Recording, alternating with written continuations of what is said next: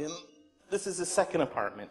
So that relates to how are we going to interact with maps? Because maps tell stories. I have this desire that when I click on a map of Paris, I want to actually have something pop up showing me the North Woods of Michigan. You say, well, why the hell would I want the North Woods of Michigan? Say, why the hell? The North Woods Why do you? Okay. Because Hemingway lived in Paris during the Movable Feast period, that is when he was writing A Movable Feast, and at that point he was writing his Nick in the North Woods stories. We have these connections, these, as it were, middens, these traces, these connections between spaces. The next one, that's a map of a national park. Right. In Texas, is it, or where? In Texas, Okay. Big Bend National Park. We've got 3 of these. So this is an illustration of maps telling stories. And they tell the hell out of stories. So we have here the National Park Service view of Big Bend National Park. If you're from America or have been to a national park, you recognize this. Go ahead. Here we have, this is this bizarre thing. Before 9/11, they actually gave you a map to the border towns in Big Bend National Park. Basically, you would go in the park in Texas, and you could wade across the Rio Grande River and go to Mexico for the day. Completely illegal. It was like you were a reverse illegal alien. And they used to do this. They used to give you a map that told you, here's how you can go violate border control. It was... And the next map is... Yeah, actually no, the oh same my one. God! Did you see that antelope? That's gonna mess you up. Look how big he is. I mean, he goes all the way from, like, the Glass Mountains. I mean, it's a big antelope. I've never heard about this strange national park. Big Bend. Oh, sorry. Yeah. I'm European, I don't know too much about the world. No, you have this whole history thing going for you, Yeah, though. yeah, it's strange, yeah. Okay, the next picture is... Isn't that a great picture? hello! Johannes took these totally out of context, which was cool. It's And the basically good like... part, he sent me 50 JPEGs, and I should just pick some of them. And I thought I should pick this one. Well, yeah, you should pick this one because it's funny, but it actually has absolutely... Oh, wait, maybe I had some spin about this having context, because this is like... I mean, if No, you don't want to there's talk no about this context. JPEG, we can It's just, just like, funny. skip it. Okay. Yeah, but it is funny. Look at that. I mean, like, that's, you know, pretty uber hacker, if you ask me. Like, see the happy smile there? I don't know if the guys are driving. Yeah. But, okay, yes. Okay, so here we go in my big screed, which is that I have this belief that maps reflect reality, but they also create reality. We live in this sensory universe where everything that we experience through this lens, through this filter of our experience. Photons bounce off our eyes. The odors that we smell bind to receptors in our olfactory nerves. And we construct reality out of these senses. Now, in that way, this doesn't really help me understand Provence. But it's... But maybe the next picture. I mean, that maybe helps me a lot to understand the United States of America. I think actually it's supposed to illustrate the idea of spatial spam. And, you know, we have all these issues with, you know, we want trust networks and we want to be able to select things, and how do you decide what to select? But it actually does say a whole lot about the United States. It's only 5 miles? Yeah, it's not a, well, that's 5 miles is, you know. Okay, it's the units. Yeah, that's the units, but that does say that you can't go more than a mile or so without hitting a McDonald's, at least in the, you know, Los Angeles area. It's kind of depressing. I actually did one of these of, oh, you moved the slide, that's cool. This was my geolocating golf cart in front of my house. The little guy there on the top is actually a keyboard. You had these little buttons, so you could drive along, and when you pushed one of the buttons, it would make an annotation. So at one point, Skylar Earl and I were riding around Sebastopol. Actually, we had moved the rig into the car, but we drove around trying to geo-annotate political signs. So we'd push the, you know, red button when we saw a whoever, a sign and the black button when we saw a Bush sign, and except that the black button didn't really get pushed very often in Sebastopol. And those are, in fact, my hands. That was totally operational, in fact. Oh, yes. So you're all spoiled now because you get Google Earth and you get Google Maps and all. And a tiny bit ago, if you wanted to put just dots on a freaking map, because you know these slight, tiny little green dots, it was so hard. I don't know if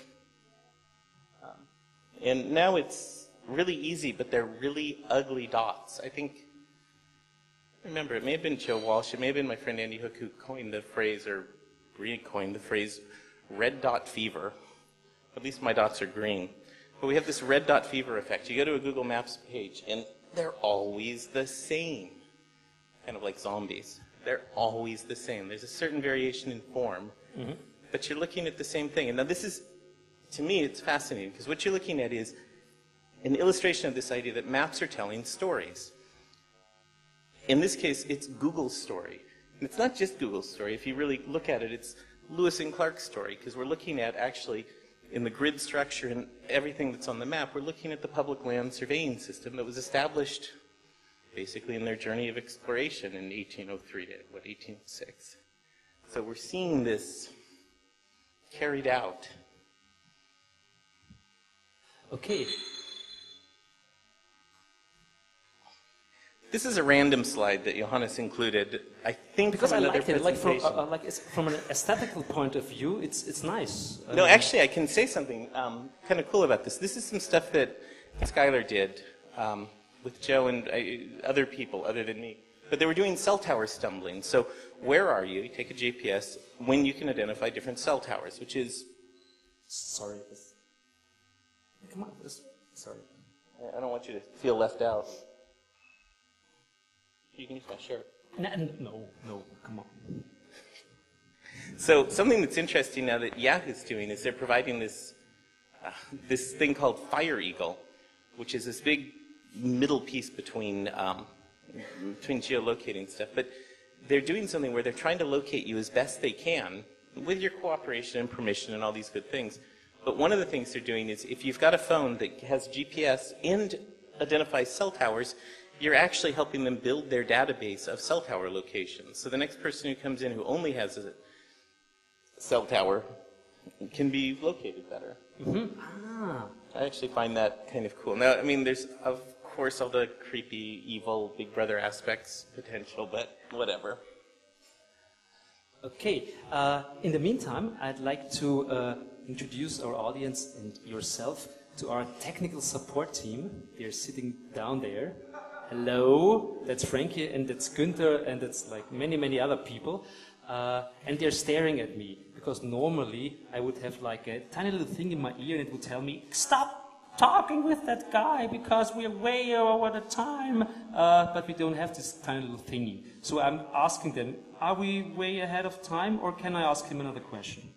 I can? Really? Can? Thanks, Frankie. I love you. Okay. Wait, you love him?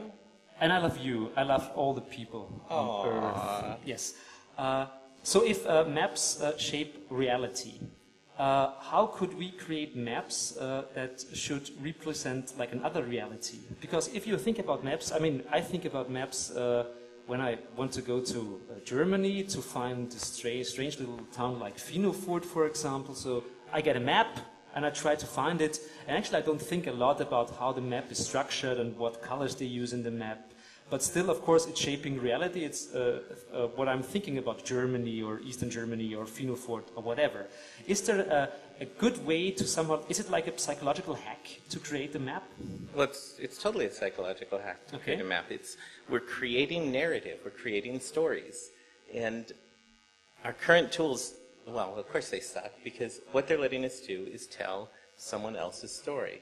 All of this in Google Maps and Google Earth and MapQuest, I mean, everything that we have is letting us tell someone else's story on top of, or telling our own story on top of someone else's.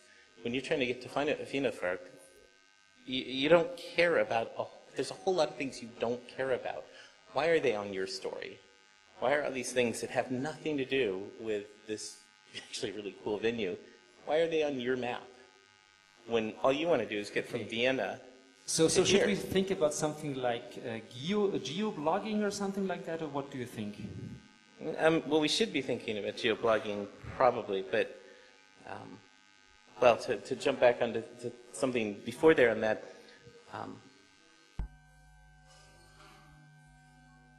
There's something happening outside. It's probably the atmosphere.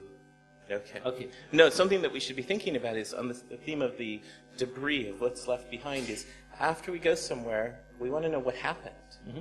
We want to know what happened. So feeding that through tools, fiddling with some, but help tell us what the hell we did. What did you do today? We've lost our attention. Anyway. Yes, they hate us. They hate us. The audience always hates us. The next picture we have here is a GPS tool. Yeah, it's just boring. It's boring. Okay. It's a GPS. So if it's... what is happening?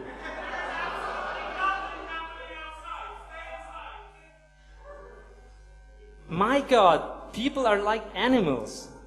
I think they're handing out free ponies. Oh my God, it's Kevin Mitnick. Okay, good. Dear beloved Mr. Rich Gibson, I'd like to tell you a short story because I know that you're from California. Okay, you're from California, and in California there's a strange little valley called Silicon Valley. Okay, yes. And in Silicon Valley there is a place called the Google campus. Yes. Okay? Has anybody heard about the Google campus?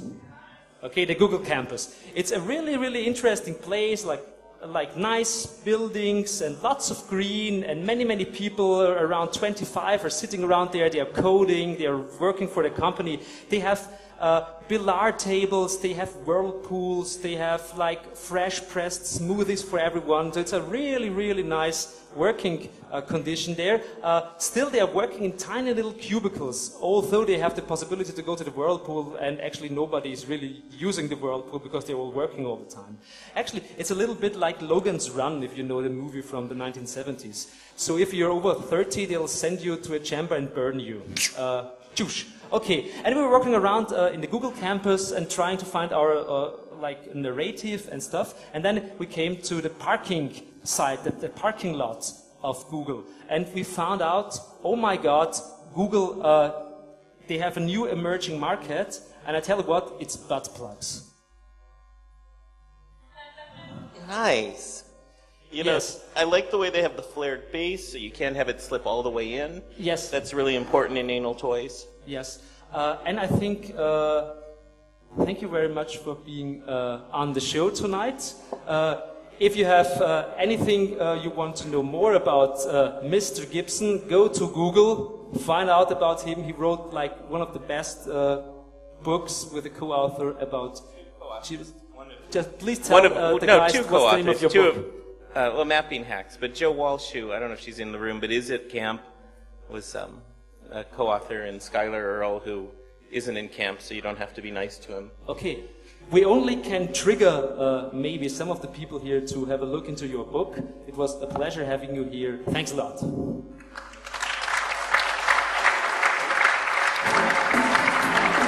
Yeah, you go away. Okay.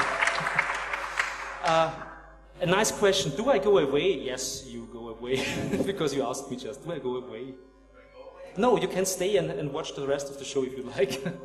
Okay, and now we have something for you. It's a short film, and I would say, please, we should try to dim the light a little bit, because it's a short movie. You should concentrate on the screen. The Retro Leutzel story. Can we turn off the light? You cannot? Okay, if we cannot, then whatever. Let's start the movie with light. Okay, there it is.